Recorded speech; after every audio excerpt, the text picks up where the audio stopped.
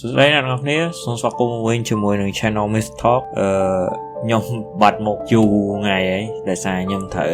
ធៀងខ្លួនប្រឡងតាមពិតខ្ញុំប្រឡងហើយតាំងខ្ទង់ខែ2ប៉ុន្តែអាចនិយាយបានថាខ្ញុំសម្រាកចង់សម្រាកមួយរយៈសិនដោយសារហត់ណាស់ទេអញ្ចឹងថ្ងៃនេះមកវិញគឺមិនមែនមកនិយាយពីទេវកថាទេដោយសារខ្ញុំសម្រាកមួយថ្ងៃហ្នឹងប្រហែលជិត1ខែហ្នឹងខ្ញុំសង្ងំលេង The Witcher 3 Valheim ហើយអញ្ចឹងខ្ញុំនឹងធ្វើវីដេអូ review តាក់ទងនឹង Witcher 3 Valheim តាមឥឡូវយើងកុំឲ្យខាតពេលយូរគឺយើងទៅនិយាយអំពី The Witcher 3 Valheim អញ្ចឹង The Witcher 3 Valheim គឺជា game ប្រភេទ RPG Open World ដែលត្រូវបាន release នៅក្នុងខែ5ហើយ18ឆ្នាំ2015ដោយ Studio CD Projekt Red ដែលជា studio ដែលខ្ញុំឲ្យតម្លៃខ្លាំងមែនទែនហើយចំពោះសាច់រឿងវាគឺតសាច់រឿងពី The Witcher 2 Assassin of the King ដែលខ្ញុំមិនដែលលេងទេហើយចំពោះសាច់រឿងវគ្គនេះគឺគេនិយាយអំពីការតាមជួយរបស់ Geralt គឺតាមជួយតាមរក series ហើយនឹងតាមការពារ series ហ្នឹងចេញពីកណ្ដាប់ដៃរបស់ Valheim ចំពោះ game នេះគឺក្នុងមួយរយៈពេល1ខែហ្នឹងគឺខ្ញុំចំណាយពេល63ម៉ោងហើយលេងបានតែ main story ទេគឺអត់បានលេង DLC វាទេហើយខ្ញុំក៏ confess ទៅកាន់អ្នកទាំងអស់គ្នាដែរគឺចំពោះ gameplay នេះគឺខ្ញុំអត់បានបដោតទៅលើការ build character ឲ្យល្អណាប្រហែលទេប៉ុន្តែខ្ញុំនឹង replay លេងវិញហើយនឹង stream ដែរnếuអ្នកទាំងអស់គ្នាចាប់អារម្មណ៍ក៏អាចចូលទៅជួយមើលខ្ញុំម្នាក់មួយទៅហើយលើកហ្នឹងគឺខ្ញុំនឹង stream ឲ្យខ្ញុំ properly build Geralt ឲ្យត្រឹមត្រូវហ្នឹងហើយគឺជាមូលហេតុដែលខ្ញុំអត់បានលេងបន្តទៅកាន់ DLC វាខ្ញុំ finish main story ហើយខ្ញុំ replay ឡើងវិញអញ្ចឹងកុំឲ្យខាតពេលយូរគឺយើងទៅនិយាយពី Witcher 3 experience របស់ខ្ញុំតាមនោះទៅហើយចំពោះនៅក្នុងការ review របស់ខ្ញុំគឺខ្ញុំចែកចេញជា6 point ដែល point ទី1គឺយើងនិយាយអំពី gameplay ដែល experience ខ្ញុំជាមួយ gameplay ជាមួយនឹងអីចឹងទៅហើយចំពោះpoint ទី2គឺយើងនិយាយអំពី graphic ហើយនឹង art style ទី3គឺយើងនិយាយអំពី story និង character នៅក្នុងហ្នឹងទី4គឺយើងនិយាយអំពីសំឡេងហើយនឹង music ហើយនឹងចម្រៀងនៅក្នុងហ្នឹងហើយទី5គឺយើងនិយាយអំពី replayability ហើយនឹងចំណុចចុងក្រោយគឺយើងនិយាយអំពី overall experience របស់ខ្ញុំតាមនោះអញ្ចឹងចំពោះចំណុចទី1គឺ gameplay ចំពោះ gameplay experience របស់ខ្ញុំគិតថាគឺជា experience មួយដែលល្អមែនទែនហើយវាគឺជា experience មួយដែល fun ហើយខ្ញុំស្រឡាញ់ world មួយហ្នឹងខ្ញុំស្រឡាញ់ lore ដែលមាននៅក្នុង world មួយហ្នឹងហើយស្រឡាញ់ exploration ហើយនឹង freedom ដែលគេឲ្យនៅក្នុង gameplay មួយហ្នឹងខ្ញុំចាំបានការខ្ញុំលេងលើកដំបូងនៅក្នុង Switch ខ្ញុំអត់ច្បាស់ថា mission មួយណាប៉ុន្តែ mission តាក់ទងនឹងរកប្រពន្ធកូន Baron ហ្នឹងហើយខ្ញុំយក choice មួយខុសគឺធ្វើឲ្យ character ប្រពន្ធរបស់ Baron ហ្នឹងគឺបាត់ខ្លួនហើយស្លាប់តែម្ដងហើយខ្ញុំចាំបានថាការហ្នឹងគឺខ្ញុំលក្ខណៈថាឡើង sad មែនតើហ្មងដែលយើងរើស choice ខុសធ្វើឲ្យ character មួយទៀតដែលដឹងអីសោះនឹងស្លាប់ហើយអាហ្នឹងគឺជា part មួយនៃ game role playing game ឬក៏យើងហៅថា game RPG គឺការសម្រេចចិត្តរបស់យើងគឺវាគឺវាផ្ដល់នៅលទ្ធផលមួយហើយជួនកាលលទ្ធផលមួយហ្នឹងគឺវាហាក់បីវាជាអតិពលមកយើងមែនតើអញ្ចឹងដោយសារការរើសហ្នឹងគឺអាចនិយាយបានថាគឺចេញពីការគិតការវិភាគរបស់យើងដែរអញ្ចឹងហើយគឺវាបង្ហាញថាអ្វីគ្រប់យ៉ាងដែលយើងសម្រេចចិត្តនៅក្នុងហ្នឹងគឺវា affect story របស់យើងហើយចំពោះ skill tree គឺខ្ញុំគិតថា skill tree ដែលគេធ្វើមកហ្នឹងគឺវារៀងច្រើនហើយប៉ុន្តែគឺវាលយខ្លាំងមែនទែនហើយចំពោះ gameplay លើកនេះដូចខ្ញុំនិយាយចឹងគឺខ្ញុំអត់បាន focus build នេះទេគឺខ្ញុំលេងតាមអ្វីដែលខ្ញុំលេង game ផ្សេងទៀតចឹងគឺខ្ញុំ build focus បុកតែនៅលើlight attack ជាមួយ heavy attack ទេប៉ុន្តែដោយសារតែដូចខ្ញុំនិយាយចឹងគឺវាច្រើនអញ្ចឹងយើងអាច build character របស់យើងទៅជាលក្ខណៈថា play style ផ្សេងចឹងទៅឧទាហរណ៍យើងចង់ build heavy attack shot យើងចង់ build light attack shot យើងចង់ build ទៅលើ magic shot ឬក៏យើង build mech ឬក៏យើង build អីផ្សេងហើយការ build character play style character មួយហ្នឹងគឺមិនមែន focus តែនៅលើ skill tree នោះមួយទេគឺវា affect ជាមួយនឹង armor ដែលយើងពាក់វា affect ជាមួយនឹង stone ដែលយើងញាត់ទៅនឹងដាវយើងវា affect ទៅនឹង glyph ហើយវាបង្កើតទៅជា play style មួយវាបង្កើតទៅជាអត្តសញ្ញាណរបស់ character យើងមួយហើយអាហ្នឹងឯងគឺជាអ្វីដែលខ្ញុំស្រឡាញ់ខ្លាំងមែនតើនៅក្នុងហ្នឹងអាហ្នឹងឯងក៏ជា motivation ដែលជួយឲ្យខ្ញុំ explore នៅក្នុង world ហ្នឹងឡើងតិចៗរយៈពេល60ម៉ោង main story ហ្នឹងហើយចំពោះបើយើងនិយាយពី combat to be fair ខ្ញុំអត់ចូលចិត្ត combat ហ្នឹងប្រហែលទេដោយសារខ្ញុំគិតថាវារៀងអត់ចូលគ្នាមួយខ្ញុំពិបាកយល់អារម្មណ៍ហ្នឹងប៉ុន្តែវាជា game ដែលផលិតឡើងតាំងពីឆ្នាំ2015ខ្ញុំអត់ចង់ទៅ nitpicking ចំណុចទូចដែលខ្ញុំអត់ចូលចិត្តនឹងមកទេហើយខ្ញុំគិតថា combat វាអត់ load ខ្លាំងជួនកាលអញ្ចឹងខ្ញុំខ្ជិលខ្ញុំវាយមេ spam o មករហូតអញ្ចឹងទៅហើយដល់ពេលពេញពាក់ខ្វែនចូលទៅវាយ2ដាវ3ដាវហើយចុច O spam O ដដែលទៀតអញ្ចឹងវារៀង basic បន្តិចសម្រាប់ខ្ញុំវាអត់ load ខ្លាំងដូចចំណុចអីផ្សេងហ្នឹងសម្រាប់ខ្ញុំប៉ុន្តែដូចខ្ញុំនិយាយចឹងវាជា game ដែលផលិតឡើងតាំងពីឆ្នាំ2015ខ្ញុំអត់ចង់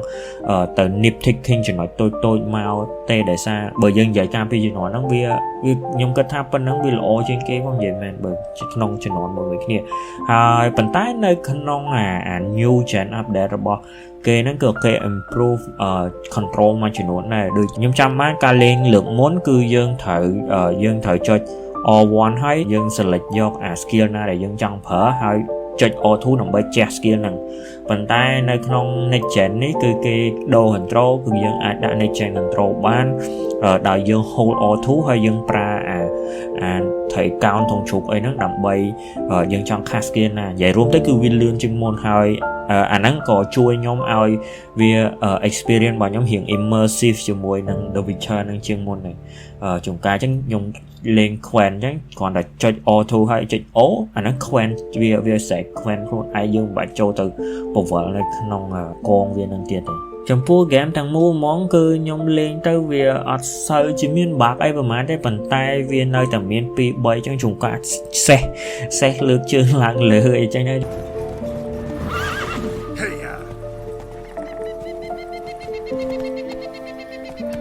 ខ្ញុំកាមនុស្សហោះនៅលើនេះទាំងគ្រាន់ថាវាមិនមែនជា game breaking bug ដែលលេងអត់កើតហ្មងទេហើយបើសម្រាប់ខ្ញុំមក CD Projekt Red នេះគឺចំពោះ optimization រៀងខ្សោយបើយើងប្រៀបធៀបជាមួយនឹងគីឡូធំដូច Rockstar នេះប៉ុន្តែខ្ញុំទៅសារថង CD Projekt Red នោះមួយគឺគាត់ឲ្យតម្លៃទៅលើ original material របស់គេការធ្វើ gamer មួយគឺគាត់ដាក់ចិត្តដាក់កាយទៅសេលរនៅក្នុងហ្នឹងសូម្បី Cyberpunk អាហ្នឹងក៏ជាមូលហេតុដែលខ្ញុំស្រឡាញ់ Cyberpunk ហើយចំពោះ gameplay ខ្ញុំស្រឡាញ់មួយទៀតគឺតាក់ទងទៅនឹងការឲ្យយើងអាន bestiary អីហ្នឹងយើងយល់ពីបិសាចមួយនៅពេលដែលយើង run Witcher contract ហើយចំពោះ Witcher contract នេះគឺជា part មួយដ៏ធំនៃ The Witcher ហ្មងយើងអាចកាត់វាចោលបានហើយទៅចាប់សាច់រឿងតាក់ទងនឹង Radovid តាក់ទងនឹង Emir តាក់ទងនឹងការធ្វើសង្គ្រាមហើយការដើរប្រមាញ់បិសាចគឺជា story សំខាន់មួយនៃ The Witcher Witcher contract ហ្នឹងក៏ជាអីដែលគេបរៀនយើងគេបញ្យល់យើងពី world មួយហ្នឹងដែរនៅពេលដែលយើងធ្វើ Witcher contract គឺយើងបានជួបបិសាចថ្មីអញ្ចឹងជួបបិសាចថ្មីជួនកាលបិសាចថ្មីហ្នឹងគឺគេរៀនអំពីការ brew potion ថ្មីយើងត្រូវដើររកblueprint ដែលធ្វើ potion ហ្នឹងធ្វើ decoction ហ្នឹងដោយដែលខ្ញុំបាននិយាយអញ្ចឹងនៅក្នុង gameplay លើនេះខ្ញុំអត់សូវបានប្រើ decoction បើ potion ខ្ញុំប្រើច្រើនប៉ុន្តែអត់សូវបានប្រើ decoction នៅក្នុងហ្នឹងបានទេចំពោះ monster ជួនកាលគឺគេប្រាប់ថាmonster មួយហ្នឹងគឺចេញមកពេលយប់monster ខ្លះគឺត្រូវការប្រើ bait ហ្នឹងគឺដើម្បីទាញវាមកជួនកាលខ្ញុំលេង mission មួយគឺយើងត្រូវផឹកpotion នោះដើម្បីផ្លាស់ប្ដូរ smell របស់យើងហើយបានបិសាចនឹងចេញមកហើយខ្ញុំចូលចិត្តអញ្ចឹងមែនតើជួនកាលខ្ញុំចំណាយពេលអង្គុយអានbestiary ហ្នឹងមានអារម្មណ៍ថាខ្ញុំដូចអានសាច់រឿងមួយចឹងនិយាយរួមទៅចំពោះ gameplay គឺ problem មួយដែលខ្លាំងសម្រាប់ខ្ញុំរៀងខ្លាំងគេបន្តិចគឺ combat ហើយខ្ញុំចូលចិត្តអីដែលគេដាក់នៅក្នុងហ្នឹងខ្លាំងមែនតើអញ្ចឹងយើងចូលទៅចំណុចទី2គឺ graphic និង art styleចំពោះ graphic ខ្ញុំគិតថាចំពោះ game 2015ហើយអាចទៅប្រៀបធៀបជាមួយនឹង game 2025 2024 2025ឥឡូវខ្ញុំគិតថាជា game មួយដែលល្អមែនតើបើនិយាយទៅគឺខ្ញុំអត់ដែលសាក ray tracing ទេទី1គឺដោយសារខ្ញុំអត់ចូលចិត្ត ray tracing អាកំណត់ ray tracing ហ្នឹងតាំងពីដើមទី2គឺ ray tracing នៅលើ PS5 សັບដោយសារខ្ញុំប្រើ PS5 ដំបូងអា Fat model របស់វាខ្ញុំអត់ទាន់មានលុយទិញ PS5 Pro ទេដូចតែខ្ញុំនិយាយអញ្ចឹងគឺចំពោះ game 2015ហើយអាច compare ជាមួយនឹង game សម័យឥឡូវបានប៉ុណ្ណឹងគឺលយមួយខ្លាំងចំពោះ art style គឺវារៀងកាត់ទៅខាង Slavic mythology ខាងប្រឆមសម័យរបស់ពួកអឺរ៉ុបនិង Live fantasy តិចតួចគឺនិយាយរួមទៅចំពោះបើនិយាយពី art style ប្រភេទចឹងហ្មងគឺខ្ញុំរៀងអត់សូវចូលចិត្តប៉ុន្តែអាហ្នឹងគឺជា preference របស់ខ្ញុំឯងវាជា personal preference ប៉ុន្តែខ្ញុំគិតថាអ្វីដែលគេចង់បានគឺគេ execute បានល្អចំពោះ art style ដែលខ្ញុំចូលចិត្តខ្លាំងជាងគេហ្មងគឺនៅពេលដែលយើងចូលទៅក្នុង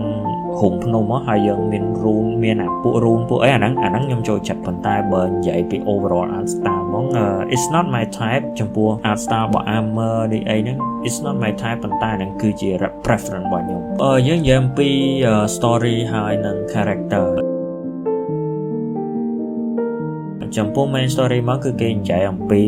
ដំណើរដែលគេរកគឺតាមរក series ជាមួយនឹង main character មួយទៀតខ្ញុំអត់ដឹងថាខ្ញុំគួរនិយាយ Jennifer ហ្នឹងគឺជា main character អត់ទេព្រោះដើម game គឺគេនិយាយអំពីតំណែងគាត់ជាមួយនឹង Geralt ផងដែរប៉ុន្តែក្នុងហ្នឹងគឺមាន side character មួយចំនួនទៀតដែលខ្ញុំគិតថាមាន side character ខ្លះក៏គួរឲ្យចាប់អារម្មណ៍ខ្លះក៏អត់សូវមាន Triss មាន Yen មាន Emir ហើយនៅក្នុងនោះក៏គេព្យាយាមលូកសាច់រឿងខ្លះឧទាហរណ៍ដូចជាសាច់រឿងរបស់ Geralt ជាមួយនឹង Triss កាលពី Game មុន Geralt គឺគាត់បាត់ការចងចាំអីចឹងទៅ Yennefer ជាមួយនឹង Emir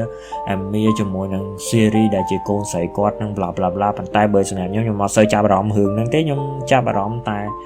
សាច់រឿងរបស់ Geralt ជាមួយនឹង Ciri ទេចំពោះតំណែងរវាង Geralt ជាមួយនឹង Ciri ហ្នឹងខ្ញុំគិតថាគឺគេធ្វើបានល្អខ្លាំងមែនតើគ្រប់ពេលដែល Geralt និយាយពី Ciri អ្នកនរគ្នាអាចមើលទៅលើកែវភ្នែករបស់ Geralt បានគឺមានអារម្មណ៍ថាដូចឪពុក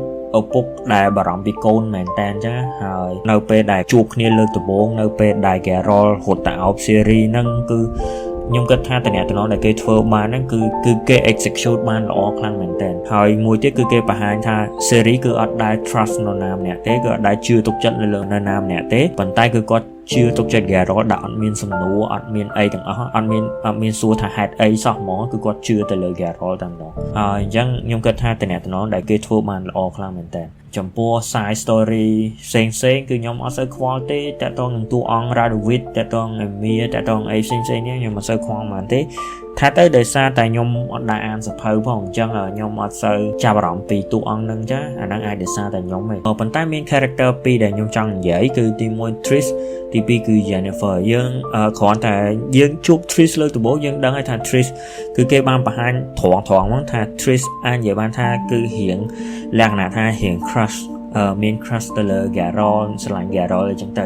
ហើយនឹងបើ Jennifer យើងដឹងតាំងពីដើមមកថាគាត់គឺជាដៃគូចាស់អីចឹងណាហើយចំពោះ Triss បើសិនយើងប្រៀបធៀបពីអ្នកហ្នឹងគឺចំពោះ Triss គឺគាត់រៀង more like on the sweeter side គឺគាត់រៀងទន់ភ្លន់រៀង sweet ជាមួយ Geralt រៀងអីជាង Jennifer ប៉ុន្តែបើយើងនិយាយពី Jennifer រៀងបច្ចេកពី Triss តិចគឺគាត់អត់សូវទន់ភ្លន់ហ្មងទេគឺគាត់រៀងរឹងរូសតិចជាមួយនឹង Geralt ហ្នឹងប៉ុន្តែបើសិននិយាយសម្រាប់ខ្ញុំហ្មងគឺខ្ញុំចូលចិត្ត Jennifer ជាងចំពោះ character ពីរហ្នឹងគឺខ្ញុំរៀងចូលចិត្ត Yennefer ជាងចំពោះ connection មួយទៀតដែលខ្ញុំនឹងនិយាយអំពីសាច់រឿងហ្នឹងគឺ Vesemir ជាមួយនឹង Ciri ហើយខ្ញុំគិតថាការ execute គេក៏បានល្អដែរនៅពេលដែល Ciri ជួបនឹង Vesemir ម្ដងទៀតគឺយើងឃើញថា character ពីរហ្នឹងគឺសប្បាយចិត្តហើយយើងអ្នកលេងនេះគឺសប្បាយចិត្តជួសតួអង្គហ្នឹង CD Projekt Red ធ្វើបានល្អខ្លាំងមែនតើបងប៉ុន្តែអ្វីដែលខ្ញុំអត់សូវសប្បាយចិត្តហ្នឹងគឺខ្ញុំនៅពេលដែល Vesemir ស្លាប់ហើយក្រោយពីហ្នឹងមកគឺគេអត់និយាយពី Vesemir សោះមកគេអត់ឲ្យ Geralt ជាមួយនឹង Ciri ហ្នឹងគឺរំលឹកអំពី Vesemir សោះមកបើយើងនិយាយទៅគឺ Vesemir ហាក់បីដូចជាគ្រូក៏ដូចជាហាក់បីដូចជាឪពុករបស់ Geralt ដែរហើយចំពោះបើនិយាយចំពោះ Ciri ក៏ដូចគ្នានិយាយរួមទៅគឺតួអង្គពីរហ្នឹងគឺមាន connection ខ្លាំងមែនតើជាមួយនឹង Vesemir ហើយអ្វីដែលខ្ញុំអត់សប្បាយចិត្តហ្នឹងគឺនៅចុងក្រោយហ្នឹងគឺគួរតែម្លឹកអំពីអនុស្សាវរីយ៍អីជាមួយ Vesemir បន្តិចប៉ុន្តែហាក់បីដូចជាភ្លេច Vesemir ចោលហ្មងខ្ញុំអត់សូវសប្បាយចិត្តត្រង់ហ្នឹងហើយចំពោះតួអង្គចរិតអាក្រក់នៅក្នុង game នេះគឺ Valhan ខ្ញុំគិតថាជាតួអង្គមួយដែលគួរចោលអារម្មណ៍មែនតើ ខ្ញុំ yes មកធម្មតាអស់នេះខ្ញុំអត់មក research time តាក់ទងនឹងតួអង្គហ្នឹងទេហើយក្នុង game ក៏អត់សូវមានការបញ្យល់អីច្បាស់លាស់ខ្លាំងខ្លាណាតាក់ទងនឹង Wild Hunt ដែរនិយាយរួមទៅបើសិនជាចង់យល់មែនតើមិនតទៅអង្គុយអានសភៅអ្វីដែលខ្ញុំអាចនិយាយបានពីក្រុមហ្នឹងគឺជាក្រុមពពួក rider អ្នកហើយដែលមានគោលបំណងហ្នឹងគឺចាប់យក series ដែលមានផ្ទុកនៅ Elder Blood ហ្នឹងដើម្បីគ្រប់គ្រង power របស់ series ហើយដូចយើងបានដឹងអញ្ចឹងនៅក្នុង game គឺពួកហ្នឹងគឺក្រុមមួយហ្នឹងគឺដឹកនាំដោយស្ដេចមួយអង្គដែលយើងស្គាល់ថាជា Eredin ដែលគឺជាស្ដេចនៃក្រុមពពួក Wild Hunt ហ្នឹងតែម្ដងតួអង្គមួយហ្នឹងគួរចាប់អារម្មណ៍ប៉ុន្តែខ្ញុំគិតថាវាមានរៀងជ្រៅជាងហ្នឹងអ្វីដែលខ្ញុំដឹងគឺតួអង្គហ្នឹងគឺ inspire ពី mythology ផ្សេងៗមាន Norse មានអីនៅក្នុងហ្នឹងយកមកបញ្ចូលគ្នាហើយคล้ายទៅជាតួអង្គហ្នឹងមួយអ្នកនិពន្ធគាត់ទៅសេចេញជាតួអង្គហ្នឹងមួយហើយខ្ញុំសូមជម្រាបអ្នកទាំងអស់គ្នាអាហ្នឹងតិចសិនអាហ្នឹងចាំខ្ញុំធ្វើ separate video និយាយអំពី Wild Hunt ហ្នឹងតែម្ដងហើយចំពោះសាច់រឿងមួយទៀតដែលគេប្រហើបខ្ញុំអត់ដឹងថាគេប្រហើបឬក៏ខ្ញុំគិតច្រើនខ្លួនឯងទេសាច់រឿងមួយហ្នឹងគឺនៅកន្លែងមួយដែល series គាត់ថាគាត់ឆ្លងពិភពហ្នឹងដើម្បីកិច្ចពីវ៉ាហើយហ្នឹងគាត់ឆ្លងទៅពិភពផ្សេងគាត់ឆ្លងពី world មួយទៅ world មួយអញ្ចឹងហើយគាត់ទៅដល់ world មួយហ្នឹងដែលមនុស្សគ្រប់គ្នាហ្នឹងគឺមានកប៉ាល់មាន ship អីជិះរៀងខ្លួនអញ្ចឹងខ្ញុំគិតថាកន្លែងហ្នឹងគឺគេចង់និយាយអំពីដូចបើនិយាយស្រួលស្ដាប់ពីឥឡូវគឺ multiverse តើអាចអហិតថ្ងៃក្រោយទៅយើងឃើញ The Witcher នៅក្នុងពិភព Cyberpunk ឬក៏ game ថ្មីខ្ញុំអត់ដឹងទេខ្ញុំអត់ដឹងថាអាហ្នឹងគឺមែនតើឬក៏ដោយសារខ្ញុំគិតច្រើនខ្លួនឯងទេខ្ញុំសង្ឃឹមថាមានមែនដោយសារនៅក្នុង The Witcher នេះគឺយើងដឹងហើយថាវាមាន world ផ្សេងអញ្ចឹងតាក់ទងនឹង conjunction of the sphere តាក់ទងនឹងអីអញ្ចឹងទៅអាហ្នឹងខ្ញុំអត់ដឹងដែរខ្ញុំមិនហ៊ាននិយាយទេប៉ុន្តែត្រង់កន្លែងហ្នឹងមួយខ្ញុំគិតថាគេប្រកាសជាប្រហើបយើងពីអីមួយឯងក្នុងកន្លែងហ្នឹងហើយបើយើងនិយាយអំពី ending គឺជោគវាសនារបស់ series គឺ ending គឺវាអាស្រ័យទៅនឹងការសម្រេចចិត្តរបស់យើងនៅខ្ញុំគិតថាសម្រាប់ចិត្តភាគច្រើនគឺនៅចុងកន្ទុយហ្នឹងគឺវា impact ខ្លាំងជាមួយនឹងជោគវាសនារបស់ series ហើយអញ្ចឹងខ្ញុំនឹងដាក់ ending ដែលខ្ញុំទទួលបាននេះហើយអ្នកទាំងអស់គ្នាដែលលេង game ហ្នឹងគឺប្រហែលជាអាចមាន ending ផ្សេងគ្នាបើខ្ញុំអត់ច្បាស់ដែរខ្ញុំអត់ច្បាស់ថាមាន ending ប្រហែលប្រហែលទេប៉ុន្តែអ្នកទាំងអស់គ្នាអាចលេងទៅនឹងទទួលបាន ending ផ្សេងពីខ្ញុំ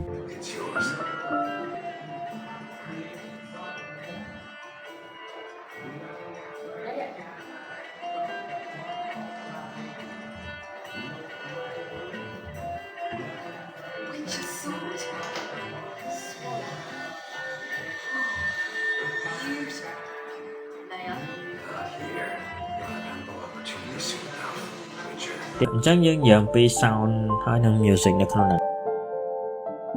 បើសិនអ្នកនរគ្នាធ្លាប់លេងវាគឺជា soundtrack one of the best soundtrack ដែលមាននៅក្នុង game នោះខ្ញុំចូលចិត្តខ្លាំងជាងគេគឺ soundtrack នៅក្នុង Ezio នៅក្នុង Assassin's Creed SO Collection ជាពិសេសអា game main game របស់គេហ្មងខ្ញុំចូលចិត្តហើយអានេះគឺខ្ញុំដាក់ទី2ដោយសារតែ SEO collection ហ្នឹងរៀង more my style ជាងប៉ុន្តែបើសិនជានេះគឺ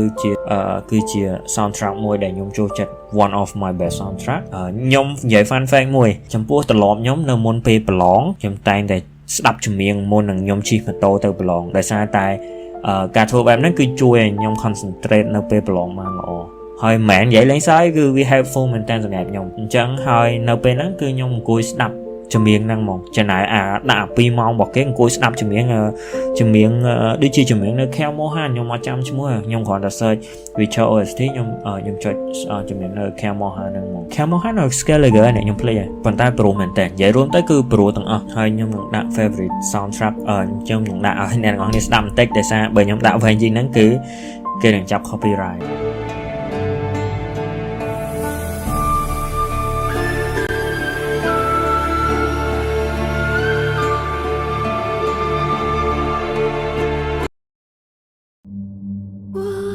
asleep amidst the trees.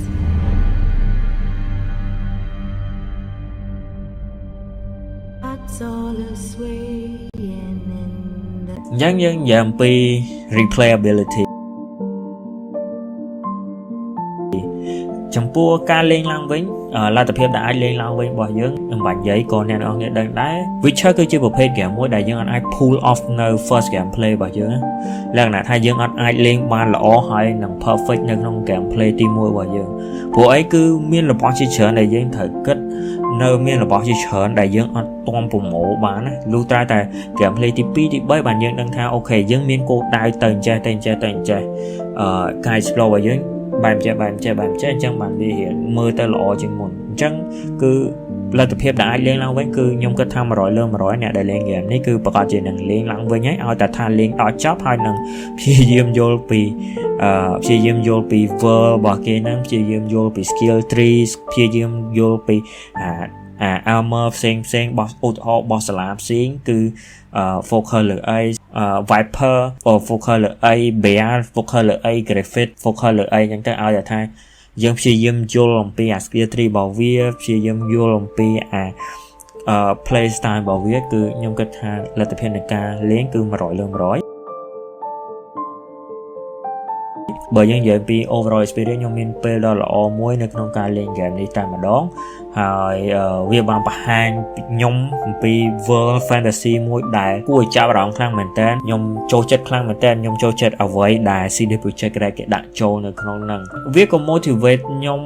ឲ្យទៅអានសភៅដែរប៉ុន្តែខ្ញុំអត់ទាន់ច្បាស់ថាខ្ញុំនឹងអានសភៅដែរទេអាស្រ័យទៅនឹង schedule របស់ខ្ញុំខ្លាចខ្ញុំរវល់ពេកអត់មានពេលអានហើយអញ្ចឹងហើយដូចដែលអស់នេះបានដឹងអញ្ចឹងគឺ CD Projekt Red ទៅតម្លាក់ Witcher trailer ថ្ងៃមុននៅ Game Awards នេះខ្ញុំអត់បានមើលដែរខ្ញុំអត់បានមើលប៉ុន្តែខ្ញុំបានមើល trailer ហ្នឹងខ្ញុំអត់បានមើល live Game Awards ទេហើយខ្ញុំសង្ឃឹមថា CD PR គឺអត់ fuck up with optimization ទៀតដូច Cyberpunk ចេញមកគឺលេងអត់កើតនិយាយរួមទៅ CDPR រៀងខ្សោយខាង optimization ខ្ញុំសង្ឃឹមថាគេ improve នៅលើអាហ្នឹងហើយបើសិនជាខ្ញុំត្រូវឲ្យបន្ទុកនៅក្នុងហ្នឹងគឺខ្ញុំឲ្យ 9.5 ដោយសារតែមានចំណុចមួយចំនួនដែលខ្ញុំអត់ចូលចិត្តទូចទេដូចជា combat ដូចជាអីចឹងទៅដូចជាមាន glitch តិចតួចយើងអាចឲ្យ10 លើ 10 ឲ្យដោយសារ game វានៅលើលោកនេះអត់មានអី perfect and nothing is perfect ប៉ុន្តែគឺជា game មួយដែលខ្ញុំចូលចិត្តខ្លាំងមែនទែនហើយចំពោះការ review របស់ខ្ញុំអ្នកនរគ្នាខ្ញុំគិតថានៅខ្វះត្រង់ណាមានគំនិតអីថែមនៅក្នុងកន្លែងណា comment នៅខាងក្រោមហើយខ្ញុំ Miss Talk យើងជួបគ្នានៅវីដេអូក្រោយទៀត